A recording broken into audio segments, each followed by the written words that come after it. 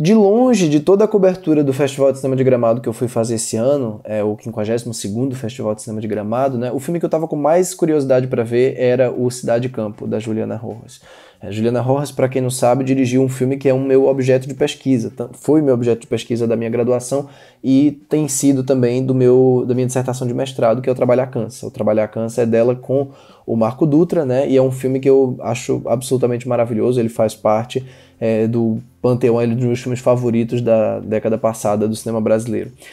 Mas ela dirigiu outros filmes que eu gosto muito, como Sinfonia da Necrópole, As Boas Maneiras, que também é dela com o Marco Dutra. Eu gosto mais da primeira metade do que da segunda, mas hoje eu acho que eu admiro mais a segunda metade do filme do que eu já admirei. Uns 6 anos atrás eu fiz um vídeo aqui falando do filme e eu falo muito mal da segunda metade, hoje eu gosto mais do filme, com certeza.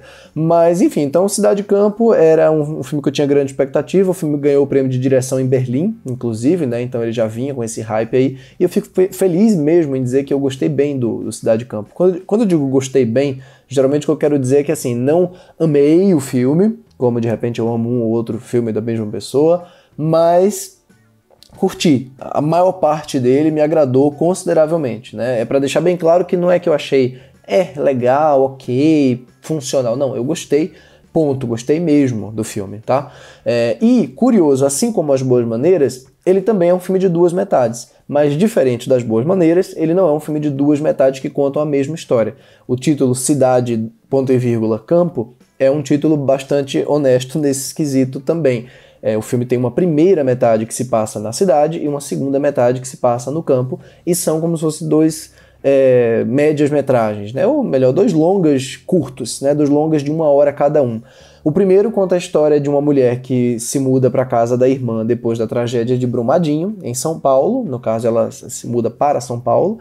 Essa mulher é interpretada pela Fernanda Viana, uma atriz muito, muito interessante, que venceu, inclusive, o Kikito de melhor atriz merecidamente em Gramado por esse papel.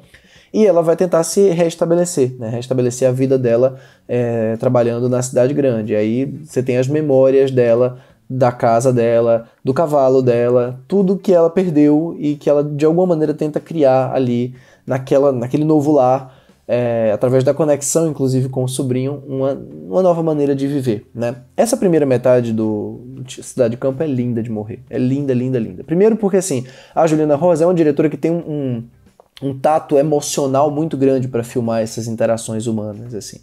Dá para ver isso em alguns momentos das Boas Maneiras, dá para ver isso no Trabalhar Cansa, dá para ver no Sinfonia da Necrópole, mas nesse filme, nesse longa talvez mais ambicioso até do ponto de vista narrativo e temático do que os anteriores, ele consegue fazer isso com muita sutileza e com muita capacidade de observação, de escuta. Parece ter sido, apesar de uma produção muito longa e muito complicada que o filme teve, que se falou muito disso em Gramado, como ele demorou a ser feito e tudo mais, apesar de tudo isso, ele passa uma sensação de um set em que houve muita conversa entre as pessoas, houve muita capacidade de percepção do que cada um poderia oferecer ao filme, né? E eu acho que essa liberdade que ela dá para os atores, ou pelo menos a sensação de que eles podem trazer muito desse sentimento e essa observação toda, essa contemplação toda, é muito interessante no filme. E ele, curiosamente, logo nessa primeira metade, nessa primeira parte, nesse primeiro filme, já tem um flerte bem particular, bem a cara da Juliana Rojas mesmo, com o sobrenatural, com pelo menos o fantástico, não necessariamente o sobrenatural, mas com elementos fantásticos que podem ou não fazer parte daquela diegese, podem ou não fazer parte daquela história, mas me interessou muito ver aquilo, achei muito bonito. E uma pena que ele só tem 1 hora de duração, assim, eu queria muito ver mais daquela história, embora eu saiba que ela foi pensada para ser daquele jeito, não foi um filme que foi picotado, nada disso para caber uma outra história dentro dele de maneira nenhuma. Então, adoro a primeira metade.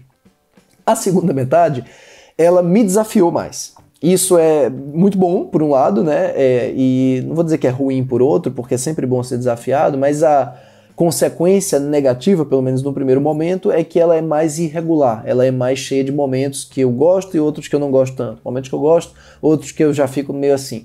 Mas isso é que é o interessante também no cinema dela, é como ela se arrisca, né? Mesmo que ela tenha essa linguagem muito formalista, mesmo que a fotografia seja muito penetrada, muito controlada, mesmo que exista um rigor muito grande no visual, e mesmo que exista uma calma também na condução das interpretações, é um filme que tem disrupções, assim. A segunda metade, que já vai contar a história que se passa no campo, né? Ela tem momentos que do nada toca uma trilha sonora que você jamais imaginaria ouvir nesse tipo de filme, do que você conheceu dele até ali, né? Nessa segunda metade, duas mulheres, interpretadas pela Bruna Lins Maia e pela Mirella Façanha, que inclusive a Mirella Façanha é uma atriz muito interessante também, muito uma revelação incrível aqui. Ela toma conta dessa segunda metade, o protagonismo é de fato dela mesmo, mas enfim, ela e a Bruna Lins Maia são um casal, estão naquela casa ali, na casa de campo do pai da Mirella Façanha, o pai que acabou de morrer, e elas vão tentar reerguer a fazenda ali, né? Enquanto a primeira metade, curioso, enquanto a primeira metade ela é sobre alguém que perdeu tudo e está tentando se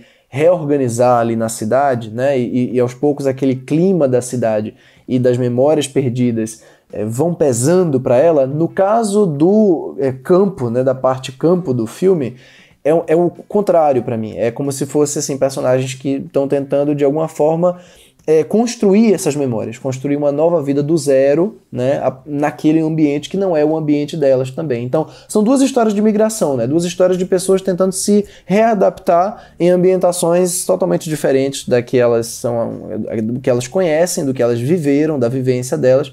E a segunda metade tem também muita sensibilidade para construir isso, principalmente porque ela envolve mais temas do que a primeira. A primeira tem também questões de trabalho, tem uma série de camadas ali, mas essa segunda ela tem uma camada fantástica, mais intensa do que a primeira. Ela tem duas personagens que dividem esse protagonismo, então você tem uma relação das duas que precisa ser desenvolvida, e que, na minha opinião, não é tão bem desenvolvida, ainda que tenha uma cena de sexo muito boa entre as duas, uma cena genuinamente terna e, ao mesmo tempo, gráfica. Não gráfica no sentido explícito, apelativa, mas no sentido de que é uma cena em que as coisas são mostradas, são visuais, né? E é uma segunda metade também que tem um trabalho de atmosfera muito mais pesado, que vai ficando muito mais pesada, né? Uma atmosfera realmente densa mesmo.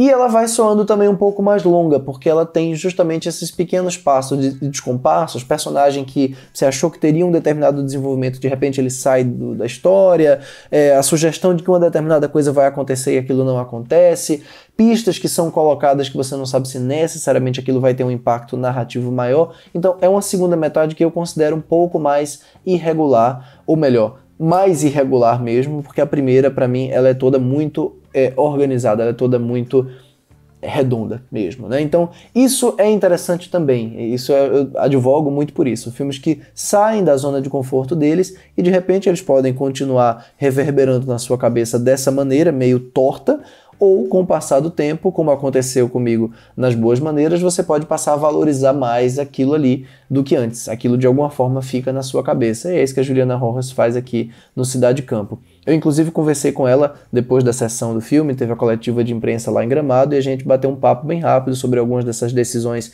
criativas dela de fazer o filme em duas metades. Ela contou sobre parte do processo criativo dela também, então fiquem aí com um pedaço dessa conversa que a gente teve lá em Gramado, que eu achei muito bacana, que foi um prazer enorme para mim conhecer a Juliana Rojas e bater esse papo com ela. Qual a principal diferença de ver o filme em Berlim e ver o filme aqui, depois da recepção que vocês tiveram tão boa lá? Eu acho que a diferença é que assim, é um filme que ele tem elementos que são universais, de questões como vida e morte, luto, recomeço, migração, mas tem muitos elementos e muitos códigos que são profundamente do imaginário brasileiro, né? E que aí tinha uma curiosidade nossa, assim, da equipe, de entender como seria a reação, né?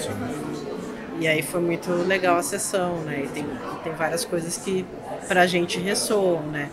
A primeira história tem uma personagem que ela é forçada a migrar por conta de um crime ambiental, de um rompimento de barragem, e nós brasileiros a gente tem na nossa memória os crimes de Mariana e Brumadinho, né? Que para o público internacional isso não é tão claro, né? Eles entendem a gravidade, mas para a gente tem um peso maior, até porque são acontecimentos muito recentes, né, na nossa história, né? Então acho que tem várias coisas, a presença do agronegócio na segunda parte, as relações com a ancestralidade, as tensões que a gente tem, a precarização do trabalho, tudo isso a gente vive, são questões que estão muito presentes na nossa realidade aqui no Brasil.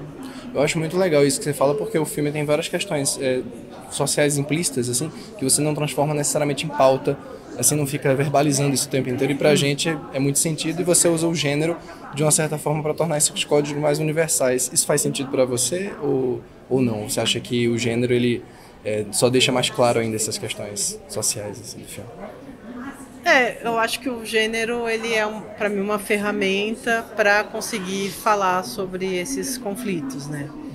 E aí acho que é um filme também que eu tentei construir com muitas camadas, né? Que tem uma história principal que tem a ver principalmente com relações afetivas, né? Muito focada nessas personagens e nas relações delas. Mas também para mim é sempre importante ter o contexto político, né? Então claro. É um filme que trabalha com questões de relação de trabalho, né? Com várias questões, só que aí eu coloco como camadas do filme, né? Não é... E não tem como não ter, né? Principalmente no momento que vocês gravaram o filme, e ele passa uma melancolia, uma dor às vezes nos personagens que eu acho que é muito sentida. Como foi a temperatura no set? Eu te pergunto. Foi uma temperatura complicada por conta dos problemas de produção e vocês conseguiram contornar para criar esses momentos afetuosos que foram bem comentados na coletiva ou não? Não, foi um set muito afetivo, assim, principalmente a gente filmou em 2 momentos, né? A gente começou, era para filmar em 2020, Sim. A gente estava ainda elaborando a produção, buscando elenco, começou a pandemia, aí a gente esperou até 2021, quando estavam tendo as primeiras filmagens com protocolo, a gente resolveu filmar também. E aí a gente filmou a parte da cidade. Sim. E aí era um momento que não tinha vacina, era um momento muito tenso ainda, né? Então foi um desafio assim para todo mundo saber filmar dessa maneira, né? Porque todo mundo tinha que usar máscara, usar óculos, tudo tinha que ser higienizado o tempo todo. E aí só tirava a máscara dos atores na hora que rodava a câmera, né? Então tinha uma certa tensão o tempo todo, mas ao mesmo tempo é uma equipe pequena e que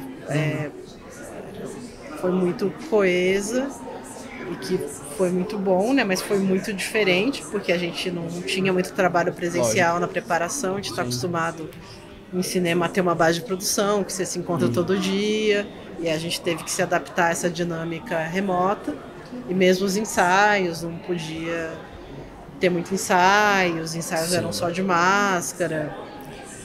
E aí a gente teve contaminação quando a gente foi filmar a segunda parte, e aí a gente teve um prejuízo também muito grande.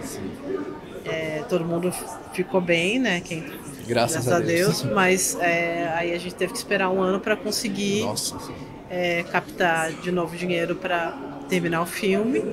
E aí já era um momento um pouco mais seguro, assim, porque da pandemia, né? já tinha vacina, as pessoas já estavam vacinadas, ainda tinha os protocolos, mas a gente não sentia esse medo. Isso profundo. Em 2022, já a segunda 2022, parte? 2022. Para concluir, eu queria só te perguntar sobre essa estrutura de 2 metades que me chamou muita atenção na época do As Boas Maneiras já, que é seu com o Marco. E eu queria saber o que te interessa tanto em fazer essa divisão e como é que você acha que isso enriquece as camadas do filme. Assim, no caso dessa história, é uma história que fala sobre migração, né, e de 2 espaços diferentes, né, que significam coisas diferentes e que tem tempos diferentes, que é a cidade e o campo. Então, para mim, era importante eu queria ter as 2 perspectivas, mas que tivesse um diálogo entre as partes, né, que uma parte pudesse conversar com a outra. E conversa. Mas também eu acho que eu tenho, em geral, um interesse sobre dualidade, né? No Boas Maneiras tem isso muito forte, a gente também tem uma estrutura de 2 partes, né, embora tenha uma protagonista que dê continuidade, né? Mas acho que tem a ver com isso, do meu interesse pela dialética, né? Pela tensão entre 2 forças. E aí acho que isso também se reflete na estrutura. Acho que sim, acho que isso é muito bonito no filme. Fiquei feliz que ele chegou aqui em Gramado, fiquei feliz em conseguir assistir. O filme está estreando agora dia 29 de agosto, não é isso? Estreia 29 de agosto nos cinemas, dentro da seção Vitrine Petrobras. E é isso, convido todo mundo para assistir. Também é muito importante para um filme como o nosso, que é baixo orçamento, boca a boca, né? Que vocês recomendem para as pessoas e tal. Com certeza, vão assistir A Cidade de Campo, que é um filme muito bonito. Se surpreendam com o filme, se deixem tocar por ele, porque é um filme muito especial. É isso, Juliana, um prazer enorme falar contigo mais uma vez. Obrigada.